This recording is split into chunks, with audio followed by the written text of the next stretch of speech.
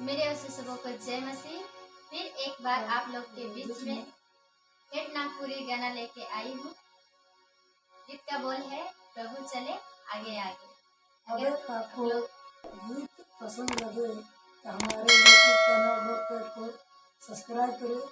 अगर आपको अच्छी लगे तो लाइक करें। इसी तरह के गाना सुनने के लिए कमेंट बॉक्स में कमेंट करें।